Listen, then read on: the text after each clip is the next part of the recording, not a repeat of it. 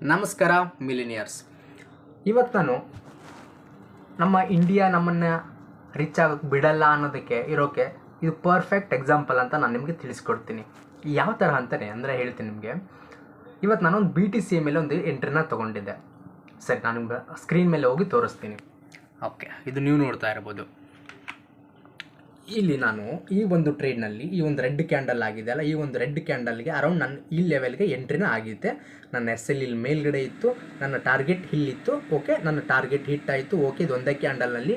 And then ನಾನು ಈ ಒಂದು ಟ್ರೇಡ್ನಲ್ಲಿ ಅರೌಂಡ್ $10.8 ಅಷ್ಟು ಪ್ರಾಫಿಟ್ನ ಮಾಡಿದೆ. ಆ್ಯಂಡ್ ದೆನ್ ಇದಕ್ಕಾಗಿರುವಂತಹ ಫೀಸ್ ಎಷ್ಟು ಗೊತ್ತಾ ನಿಮಗೆ? Brokerage fees